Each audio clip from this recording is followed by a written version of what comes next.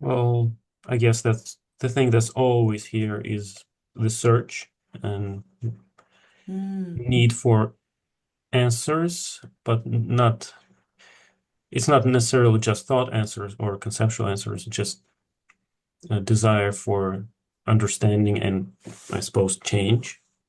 Mm. Yeah, It's yeah, like there have been many insights, many questions, many things cleared up over the years, great. but it's like it still feels stuck, still doesn't feel, I still feel centered Hmm. and not spacious or whatever. Mm. And because I had tastes of all of different kinds, I know it's possible, and not having access to that is uh, low key excruciating. Okay, gosh. Yeah. And there are many things I've tried, and they kind of don't really, most things don't work, you know? Mm. That's almost how we exhaust the trying by trying everything and then realizing it's fruitless. Hang on a Yeah. minute. But this whole non-dual topic is so massive there. There's basically an endless list of things to try. Yeah, you know. So So how about not trying? Well, how does that feel? Not through the mental body, not through thinking about not trying. Being open to the idea that what's actually here if we don't try.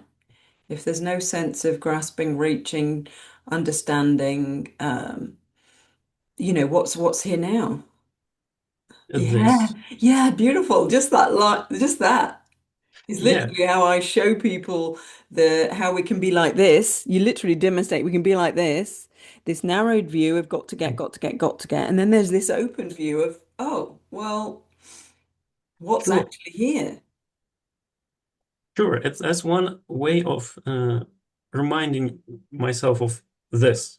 Yeah, There are many ways of getting into this, yeah. but they're only short-lived tastes.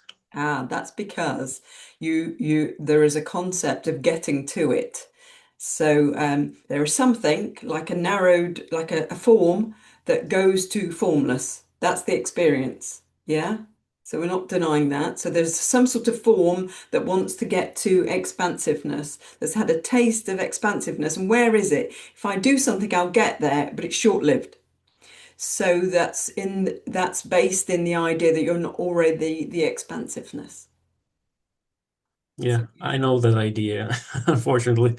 Uh, so let's just look at that. So if we're already the expansiveness, so what's here if we're not narrowing down and concentrating and looking at ways of how we could try and get there, if we're just open and rested back and not needing to get anything, what's here? A sense of uh, ease? well, right now there's anxiety in the body, there's tremoring, uh, there is also everything or all the senses with some spaciousness, and there's also this desire for more. So Yeah. it's like, And what's knowing that? Is there a knowing of that? I don't know. So uh, that's you going to the mental realm to yeah, answer that. I'm So just you throwing it rest out there. back without needing to answer it, because as soon as we answer it, we cover up the chance to see it. So what's knowing all of that? There is something. So I don't need an answer. I just need you to look, not with the mental activity, with the direct experience of just what's here. So there's the knowing of all of those things arising because you're able to report them to me. So what's knowing that? So it's just to look for yourself. What is knowing that? Not something the mind's going to be able to comment on. It's going to give us a concept. Because what we are is the knowing. And the knowing isn't a thing, a person, a shape.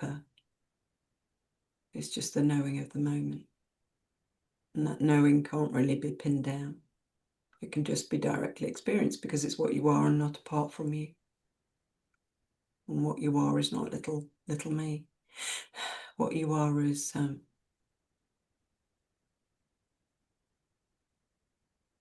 these are just pointers, really, because they're not actual. These are more concepts, but what you are is the space in which all of those concepts, ideas, experiences, sensations, thoughts are appearing.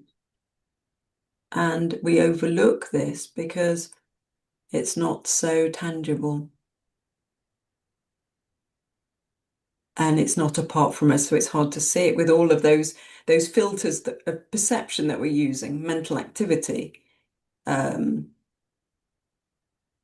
contrasting and comparing, because that's how the world of duality is. So we've got good and bad, so we can contrast, even if something's slightly bad or something's like, we've got some sort of way of contrasting, because that's the dualistic mind. But there's just this sort of, you could say, one mind, or just knowing, that's already here, the intelligence that actually is filtered through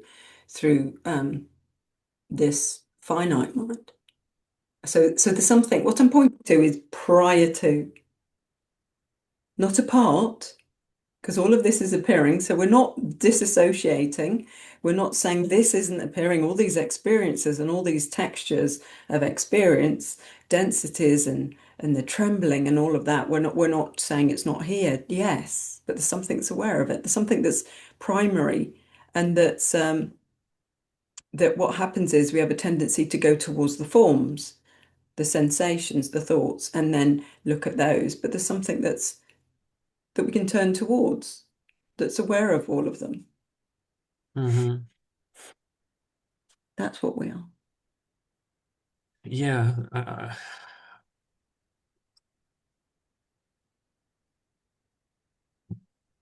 Uh, I figured out that's the direction I've been uh, trying to nail that. Can you see the trying? Not in nail in quotes, obviously. Yeah. Mm, mm, mm.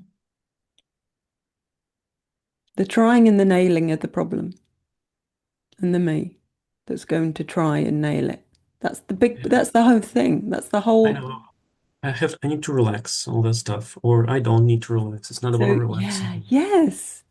I know This the little me words. doesn't I need to always. relax. It doesn't exist. I'm being quite I'm cutting through everything on this call. Normally, I'm not so dominant, but there's something making me just chop, chop, chop, chop, chop. And I don't normally play that game. Mhm. I can feel the energy rising up, and I'm like, this is interesting. There's just the awareness of it, but it's like I'm just chop, chop, chop. There's no nonsense on this in this because I think we could be in the nonsense forever. I can't be gentle today. Oh, I know, I'm I going know, to I know. chop. So Right. it could be frustrating because I'm going to keep chopping anything. Keep pruning it Um, back. Any thought that's not true, that's based in a me that needs to get something is going to be chopped. We're wasting our time. We're in the weeds trying to find the sunshine. We are the sunshine. Can't rearrange the weeds to find the sunshine. You've got to how chase do I that see this? shadow. How do I So, see this? so the eye doesn't see it because you are it. Could you, sorry, come again? The eye doesn't see it because you are it. It's what you are. It's not apart from you. There is some idea that it's apart from you and you're going to get it. But that's what keeps us chasing.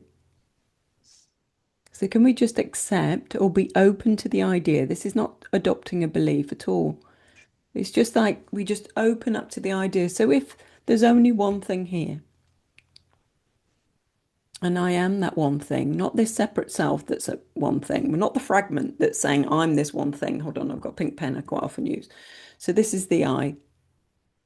This is where there's a misidentification. You're the awareness of the I, and the I is saying, how do I see it? And I'm saying, to see through the I, turn towards what's looking. and the I dissolves. So this I is a misidentification. We're taking ourselves to be the mental, physical, and emotional perceiving filters that are reflecting, but I can't find it. So it's like a loop of an I talking. I can't find it. I don't know where it is. You're the looking. You're the one that's aware of those thoughts. Yes, but I can't find it. I don't know where they are. You're the one that's aware of them. So this needs to go this way to Is not recognize. is not I looking? There's no I looking. There is one huge infinite being looking. There's no individual looking. There's an experience of individuality, definitely. And that's where the infinite being, formless, experiences itself as form. And because the experience of form is so convincing, it then identifies as form. But there's a chance to wake up from that dream of separation. We're not saying the experience isn't real. It is very real, but who's experiencing it? That's the key. Who's experiencing the individual experience is not an individual. It's the infinite being. It's the formless awareness that's aware of everything. The trembling. What we do is we adopt the trembling. I'm trembling because mental activity reports from a me that's trembling.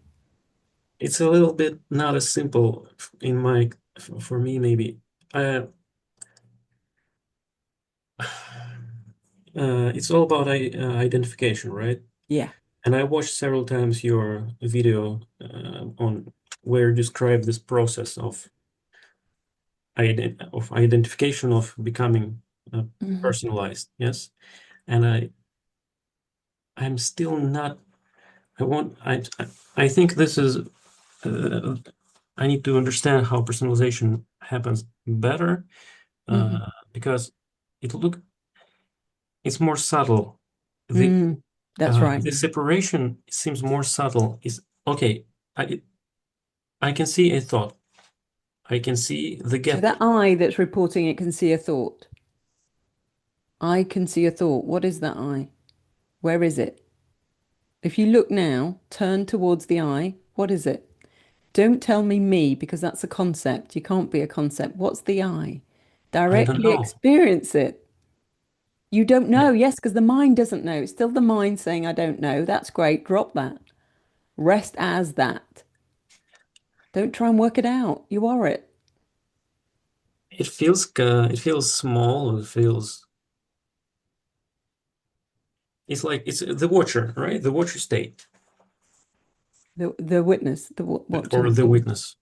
Well, I see. Okay. But it's This, like subtle ah, thought construction. It's not as gross as any thought or any usual thought. It's could be a something point of view. So a hidden. point of view. A point of Yeah, view. Yeah, yeah. Oh, that's great. That's lovely. You see, we're uncovering it now. There is a yeah. point of view. Yeah, that's brilliant. Oh, sorry, this is spontaneously coming out. My words come out, so I'm watching myself going, why are you being so silly? But anyway, this is how it's expressing. So it's so excited. I'm saying it because I'm sort of talking from the space of there's no really Collette here. There's a point of view, and it's so excited about this point of view because it knows you'll be able to see through the point of view. So okay, let's see how it wants to show the point of view. So you're taking yourself to be a point of view, that's absolutely fine. It's just what you are has narrowed its view. What you are is taking itself to be a point. And what we can do is investigate the point. Mhm. So, from an open view, not from mental activity, this seems to be where you're viewing everything from through mental activity. This point of view, this awareness of the mental activity. Yeah, so you're aware of mental activity. So you know the difference. So there is just the awareness of the forms in the room. If you look around, there's the awareness of the walls, there's awareness of the space, there's the awareness of the objects. There are objects, there are walls, and Yeah, I it's have appearing. been, yeah, I've been a It's all little bit, here, effortlessly here. Yeah, yeah, you're not thoughts. creating it. It's So just here. equally, it can be Yeah. seen as equally appearing, yes. Yes, so it's all neutral, unless the mind says, "Oh, I don't like that wall. I need to paint the color." Can you see the difference? It's got a desire. It's got some gravity, some density. Yeah, although I'm not sure what matter or what difference does that even make, you know? Okay, so the difference is there's neutrality. There is the awareness of, I'm going to model it for you. There's the awareness of the walls. There's the awareness of the light. There's awareness of the sounds in the rooms. This is just impersonal awareness. It's not run through idea of a me yet. Doesn't have any. So it's all just here. Now, adopting personalization. So there's an awareness of all this in the room. Gosh, some of it needs a bit of a tidy up. I ought to get on that after this call. Can you see how it's now got a shoulds and shouldn'ts? It's got an idea. It's got gravity. It needs something. It needs all of this to be different in some Yeah, way. but these are impersonal thoughts also, right? Oh, see, this is where you go into the depths of working things out that is too Yeah. soon.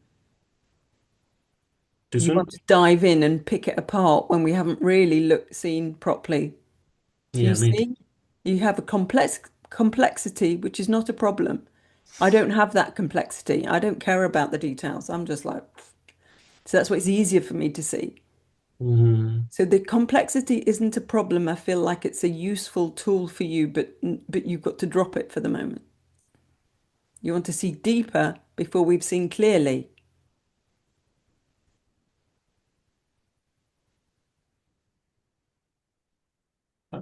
So there's an awareness of all forms arising. This is a place of neutrality. Can you feel that? Yeah, and there's this energy of search or fascination or need to know.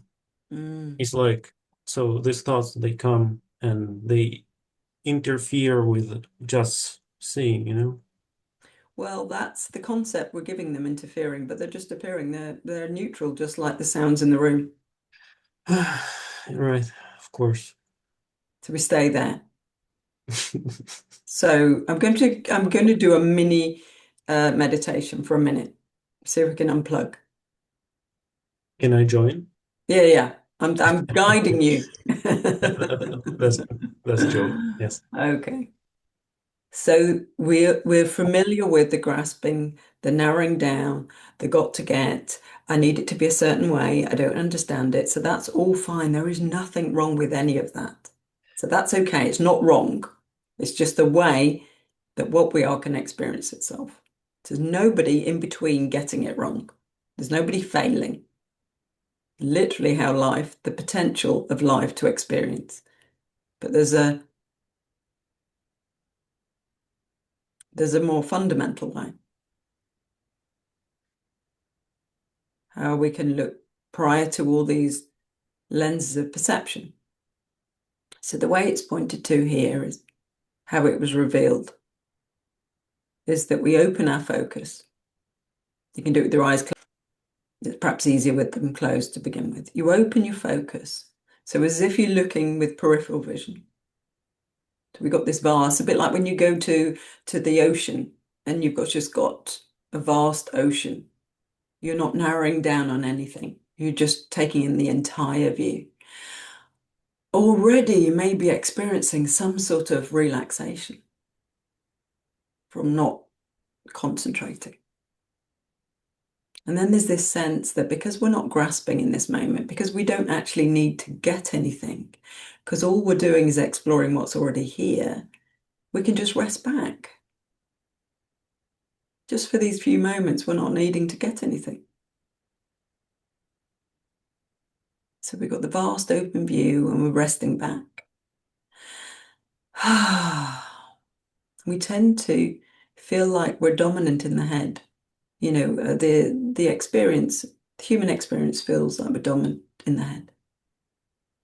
So we're just going to take a few moments to drop down, down, down, and experience more in a more grounded way in the body.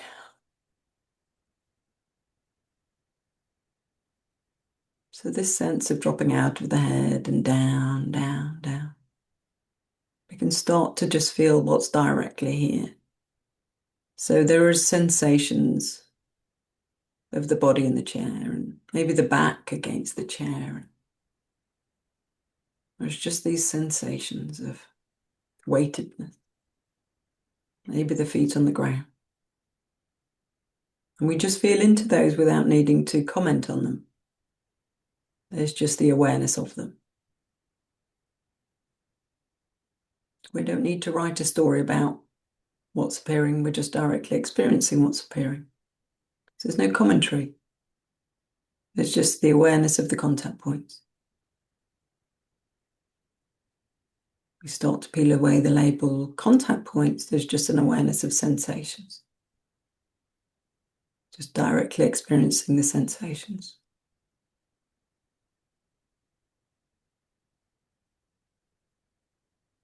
And we can go to the area inside of the body. There's some sort of spaciousness area, some space inside the body we can just explore without going to concepts about it. Just feeling it. It doesn't need to be any particular way.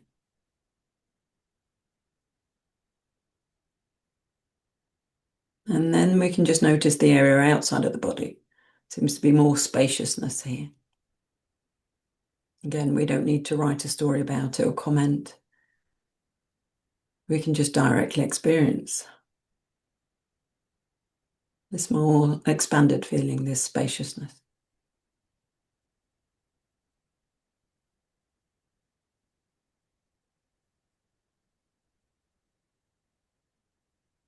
Now we start to just feel into both, the area inside and the area outside. Without going to concepts about skin and clothes, is there actually a boundary between the inside and the outside?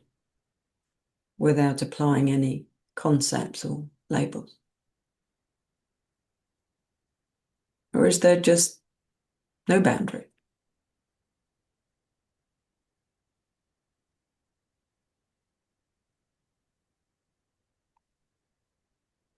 Is there just spaciousness? And does this spaciousness end?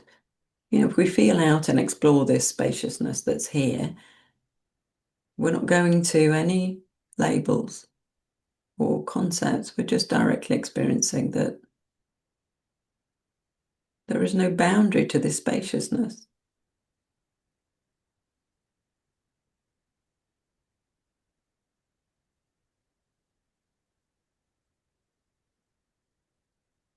It's infinite.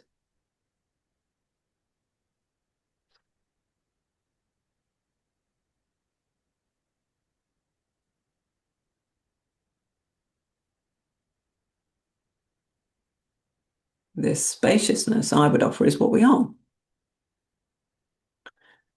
This sort of, you could say, I amness, that there's an existence here, there's something that's aware, but this awareness is formless, fundamentally. Doesn't have a boundary. So if it doesn't have a boundary, it can't have a center. There can be an experience of a center, but in actuality, can we find a center?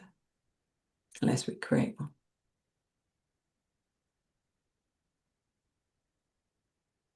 They can feel like there's a point of view that's looking.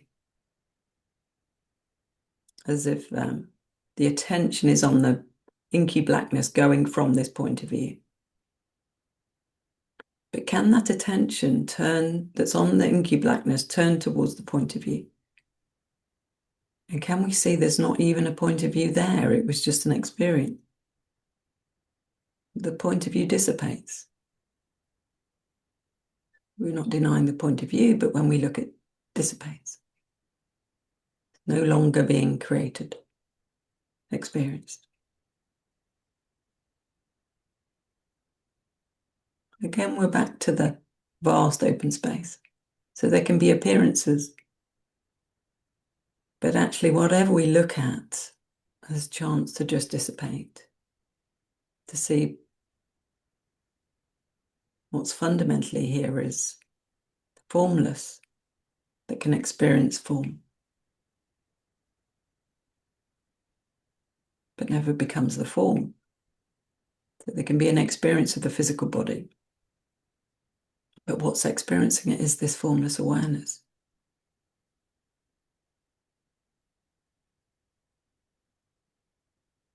So this is where we do inquiry from this vast open space.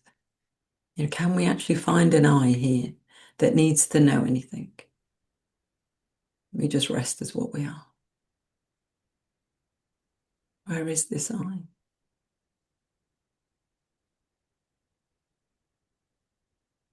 Yes, there can be the thoughts appearing, needing to know. It can be an experience of an I. When what we are, as formless awareness, is not identifying with the forms. Chance to see that that I doesn't exist in actuality. There's no entity here, no separate self experience, but when we look, we can never find an I.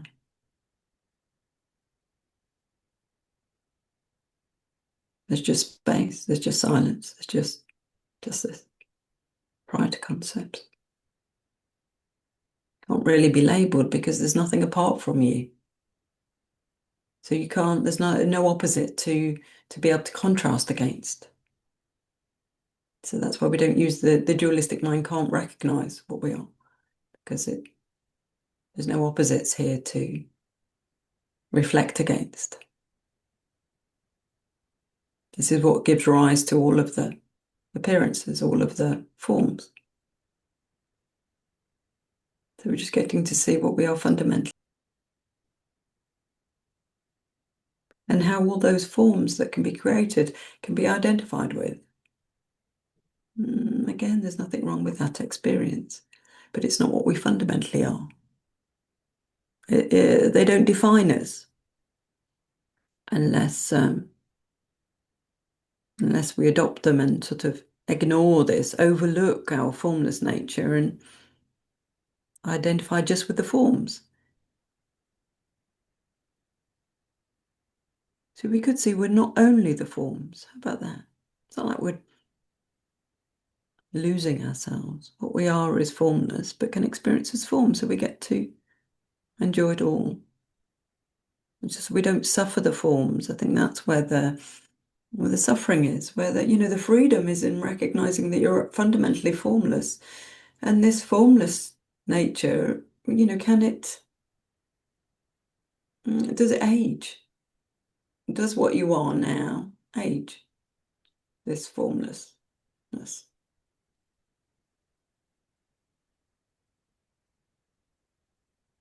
Is it ever altered? Does awareness change? No matter what happens, financial crisis, illness, does the awareness change? Does the knowing of those actually, can it change? Through ages of 2 to 22 to 32, has the awareness ever changed? Or has it been the same?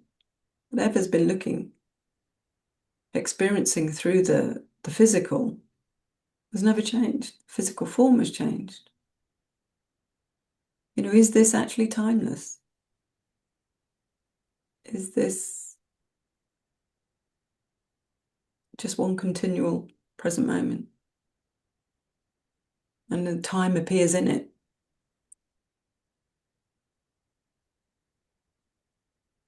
Distance appears in it.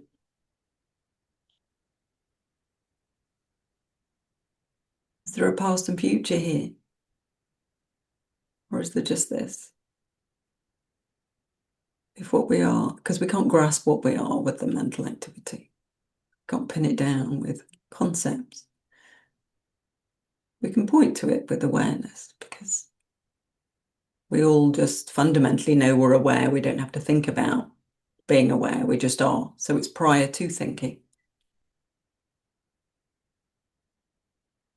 So if we remain as what we are, we don't need to filter this through mental activity. We can open our eyes and maybe have a look at some of the things that you brought. There was the thought that I'm stuck and centered and not spacious, that you'd had a taste of the spaciousness, but now what that not having access to the space, the spaciousness is now painful, or I think you used a different word, frustrating, or can you see all of that appears in what you are, fundamental nature? Is there a sense of the spaciousness?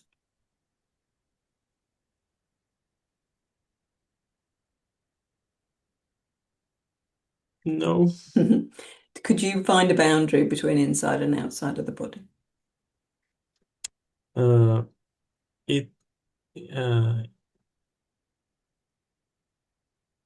there's it's a it's a vaguely formed blob. Hmm. The boundary is like a gas cloud. There is Okay, let's look at that. a mushy boundary. Okay, let's have a look. Now, let's not go into more thoughts. Okay. So from this vast open space, not needing to get anything, because all we're doing is looking at what's here. So it's not a doing or a getting, it's a noticing. So there was this awareness of a smushy boundary, some sort of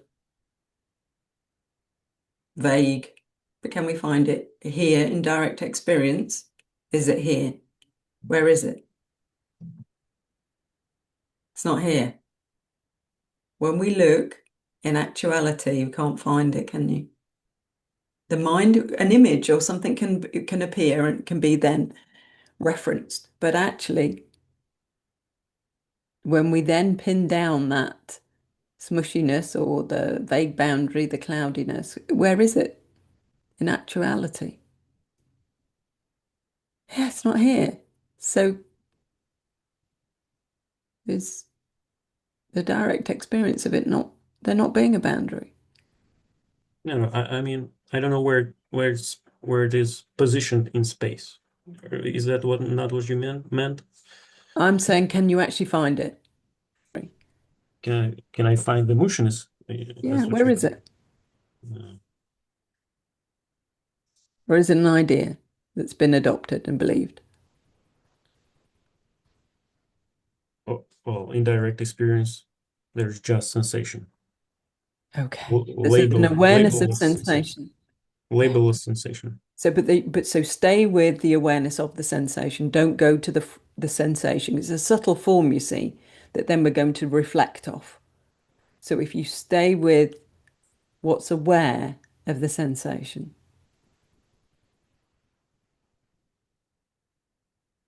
and we don't need to label what's aware. We just rest as what's aware. Have we got a narrow view or an open view?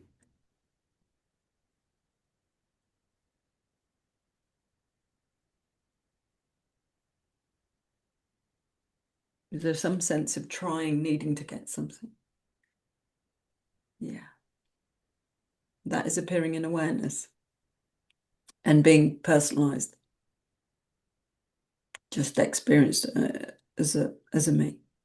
So can we find this me from the open view? Where is this me that's trying?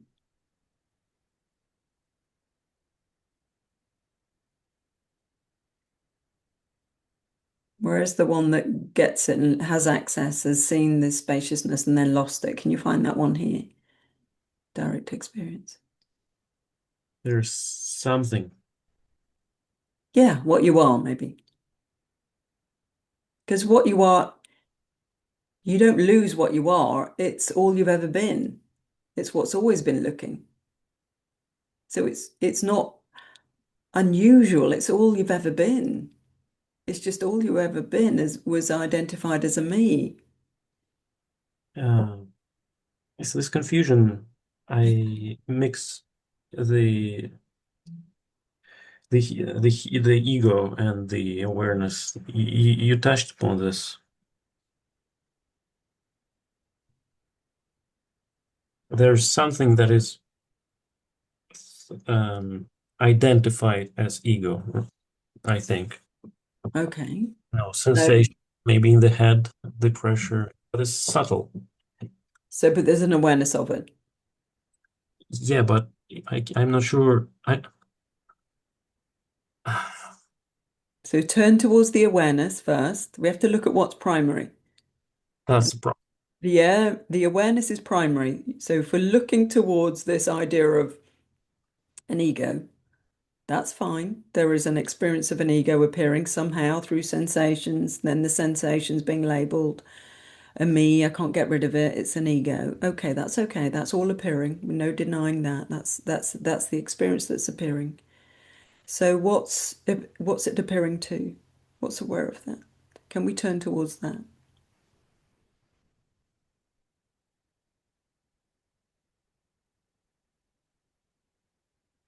I'm not sure I can. Mhm. I'm not sure it exists,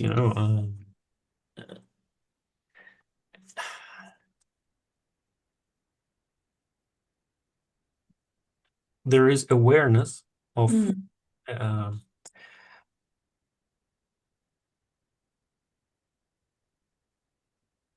it's somewhat easier for me to be to go into directly into the non-dual perception, Uh, in there's direct there's for example a sound of me talking. hmm There is, as I say, in the herd there's only the herd, hmm or in the scene there's only the scene. Yeah. I You can are that seeing, you are that hearing. Not a person seeing and hearing, the seeing and the hearing. This is where things get really mixed up. Yeah, because the brain, the mind, the cons can't work it out. And you've got to let that scramble. You've got to be okay with the scramble. It's It's like something scrambling your brain. it's like in the herd there is a awareness too of this herd. It's basically just hearing, There's no one hearing. Yeah. It's just hearing. Yes. Um, But you're not separate. You're the space in which the words. So you listen to my words. I don't mean listen to my words as I'm really important, but just as an exercise, I'm just going to keep talking and you're the awareness of them, of the words arising. They're right. they're arising in the space. Is there any distance from you and the words, or are they just appearing in the space? Is So this there is no distance. In fact, they could be forming in you. In fact, if you don't separate, it's almost as if you're speaking them. this word space? It just really does not connect. Okay, that's interesting. Let's have a Feels- look at that. And I have trouble relaxing and opening up Yeah. What periphery, about formless, uh, formlessness? formlessness. Because you might have a concept of what space is. These things they really just don't never they never basically never connect. Yeah. They're just words. Yeah, yeah, good. Yeah, yeah, I know what you mean. But what is it? I cannot. I can find the direct experience of that. So when you're at the beach and there's that vast open view, you feel the sense of a vast open view, No, I don't. the felt sense. Uh, a little funny thing. I can walk outside, walk at Hmm. things, and be non-dual with them. Okay. And when I look up in the sky, it it's gone. It's really confusing. So is there an I that's being non-dual, you see? Come again? Is there an I that believes it's being non-dual? Who's being non-dual? Sure, maybe.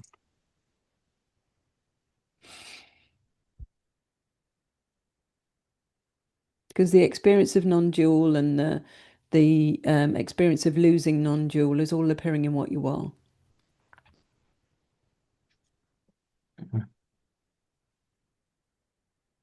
the wholeness that you are, the freedom that you are, It's not bound to a physical form. Physical form is appearing in what you are. So the experiences are appearing in what you are. What you are is untouched by experiences. It's totally untouched. So if you've got something, you can have something really challenging in your life, but there's something that's untouched by those challenges. Sometimes those challenges give us a really such a great contrast to be able to see what I am is untouched. No, there can be thoughts about being touched. There can be thoughts about fear. Obviously, yes, we can identify with those, but it does give us a chance to see there's something that's completely untouched. I can go towards the thoughts about something and there's suffering and there's a me, or I can bring attention home and recognize what I am fundamentally as untouched by all of that challenging situation, all of that appearances can be judged as good and bad and strong, and I've got to get rid of them, I've got to sort them all out. But there's something that's aware doesn't change, is unaltered, just like the vast open sky. The clouds that come don't change the sky. The sky remains unaltered by the storms, the little wispy ones, the whatever's appearing. At some point, they all disappear because they're transitory, and what remains is the vast open sky. So our true nature is like that. It's untouchable, unaltered, totally free, always. Timeless, ageless,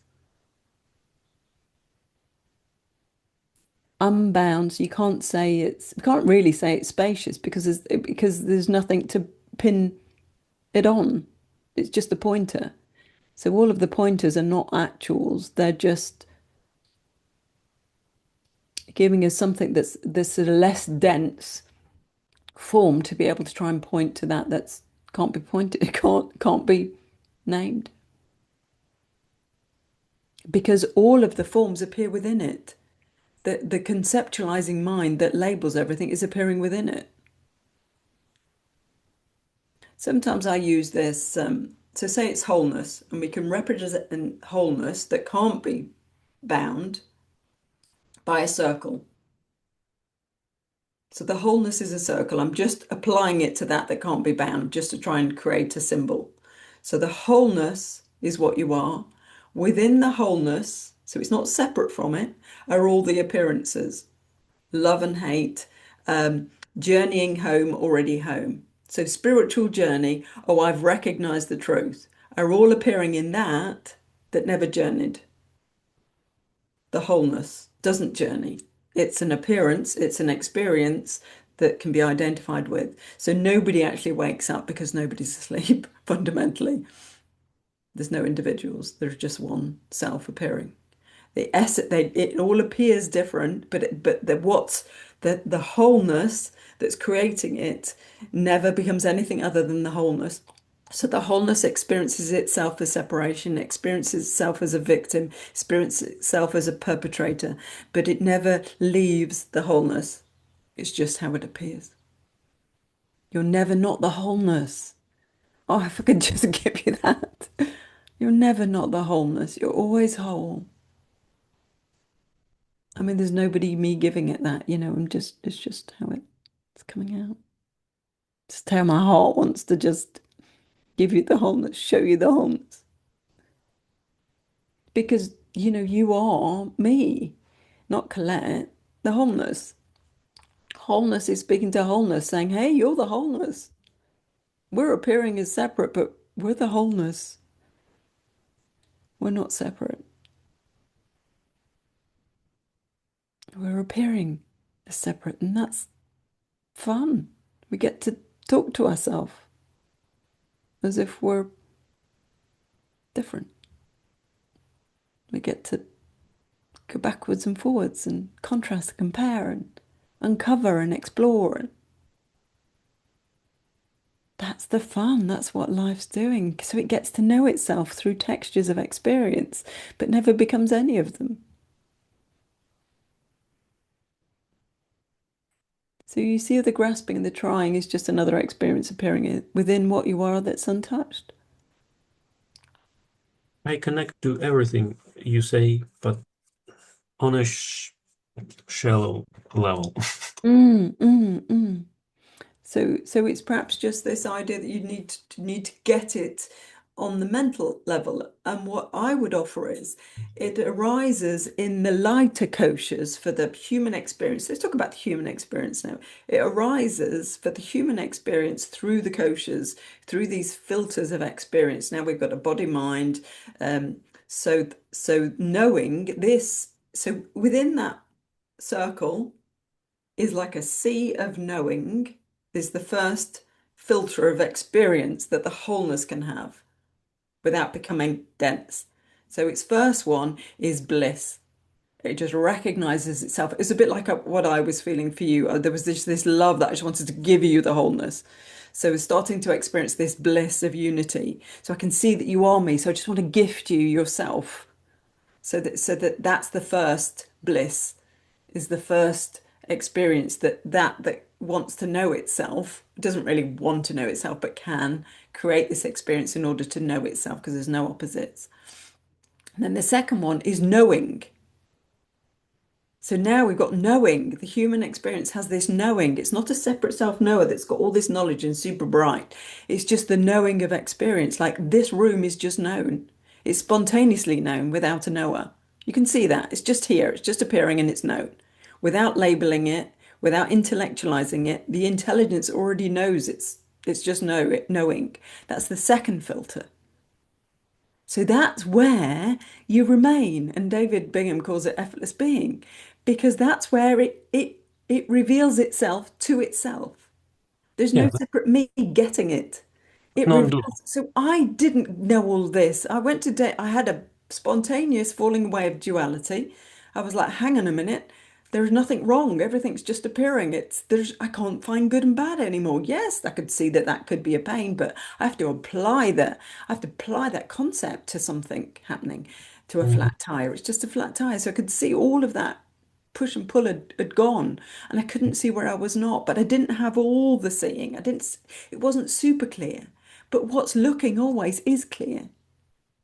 Clarity is looking, but it just, for the human experience, it just hasn't all landed. It just has this ever unfolding of learning about itself. So you'll get people, like teachers will say, well, they're still learning because it's an ever unfolding.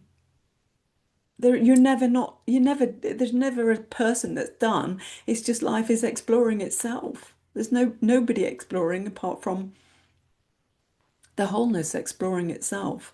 So much more comes in every day for this body mind experience that life is having. That's the key point. Life, we'll call it life. Life is having it, not Collette. Collette is a label that my parents gave life. So so it's just lifing, life experiencing itself. It can be taken as a me experiencing, and then we've got a me that's experiencing nothing wrong with it. Nobody getting anything wrong. Because who would be getting it wrong? There's only life here exploring itself. So you're just the knowing of the moment and the bliss that arises from the pure joy of being. So that's why effortless being is not a concept, and I saw it as a concept for a while. After self-realization, I was like, oh, there's still that sense that you so. So if I go to effortless being, I'm just the infinite experiencing. And then if I go to those, there's still that subtle I constantly being referenced.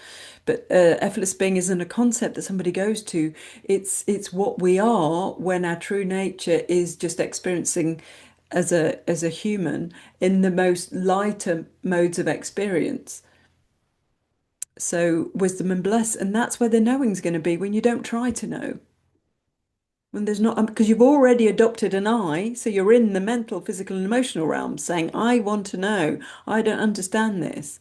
I've seen it, but I don't understand it. So we've got to step back, relax that one that needs to know, open up to the field of knowing, rest as that effortless being. You're just resting as what you are. Okay, so not creating any concepts. I'm just resting here. What I am is just this one self experiencing itself. Resting there, it's revealed. It reveals it to itself. Yep. Yeah. There is a mechanism. Bingham talked about it. I listened. The mechanism of believing of personalization. Yeah. Yeah. Yeah. That's never becomes personal can experience itself as personal. I want to Truth. break, this mechanism. Yeah. But you know what? Saying that is totally free. Sure, when you point it out. It's For a just a moment, habit. for a moment, We're yes. waking up from the habit. But the I, waking up and the falling asleep is appearing within what you are. That's what's so funny. There's nobody waking up. We're all there is no, no bodies here. I know. Yet there's an experience of it. I know. This mechanism. I either need to see it better to break it, or maybe just some decision point needs to be done. Yeah, to give up. Surrender the needing to know. And then it's revealed. Exhaust the search needs to exhaust itself so that you just go, oh, it's like it walks backwards out of identification. It just walks home. And then there's the recognition that you never left home. Can you leave what you are? I even had glimpses of that. Yeah. I had, So that was something that was revealed, in the story of a me. I remember going, oh my goodness, all of these techniques, the opening of the focus, the resting back, the dropping down, are all valid, all valid until they're not. Because I yeah, could see who's doing that. There's nobody doing it. So David talks about accepting invitations. yeah. And there can be this subtle idea of a me that's adopting these, being delivered these invitations, but there comes a point where you realize, hang on a minute, what's accepting invitations? There's nothing Who's, here. who's there to accept them? Yeah. So that's the revealing again. It just gets deeper and deeper. The clarity is deeper and deeper.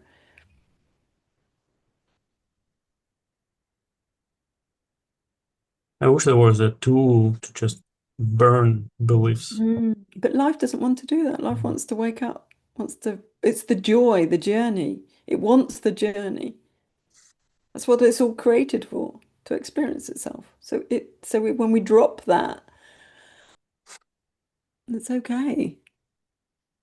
Journey's okay. Who needs to be right? Who needs to be further along? Who needs to be as far as David Bingham or as awake as, I don't know, whoever? Oh, it's all Because about suffering, I just, of the suffering, yeah. Well, once you recognize you're the freedom, the suffering appears, you identify it with it, and then you wake up from it and go, oh my goodness, look at that. Oh, it's just suffering, the separate self again. How funny. Oh my goodness. So it just becomes interesting rather than painful. You just notice the adoption of, and then you wake up from it and go, oh my goodness. What tends to happen is though, on the journey for no one, because what we are is already at home, but within itself, it creates this journey of falling asleep and waking up. But the vital point at that falling asleep and waking up is when you've recognized that so it's recognized itself as having fallen asleep. It's not to then pick up the invitation, oh, damn, I did that again, because that's another invite back into it going asleep. So it's to see through that little funny little thing of falling asleep, waking up. It's to stop the falling, you to go, I'm awake. I don't have to tell myself off because that would be another invitation back in. I'm already awake. So if I'm already awake, what was happening? This is how I walked myself back. So if I'm already awake, I'm not now going back into the dream. So what am I? And then I would look and I couldn't find what I am. There's no I here, but there was an experience of an I. So how interesting was that? So who was experiencing? Can't find it.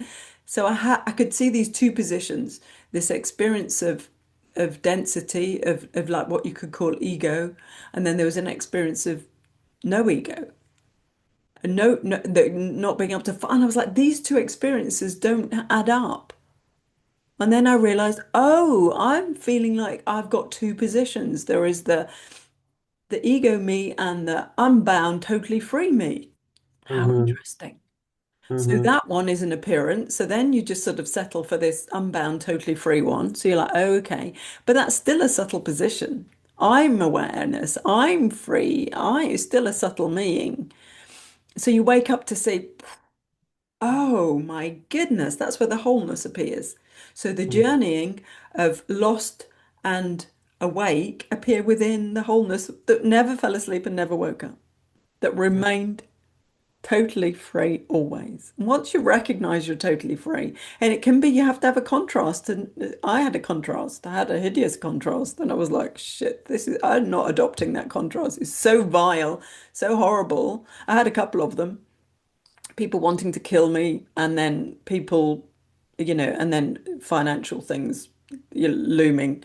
And it was like, okay, so I could go towards it and experience it, but if I was determined, steadfast to recognize what I am, the attention wants to go towards it, because that's how life, the wholeness, engages with itself, through attention, point of view, attention, going backwards and forwards.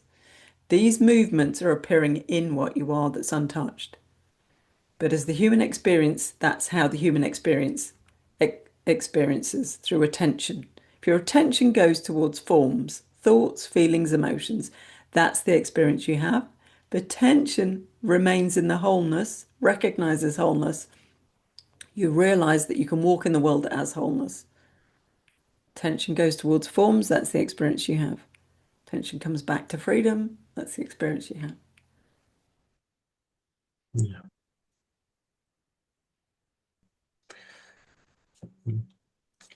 I'll stop the recording. Yeah. Thank you, Collette. Oh, you're welcome.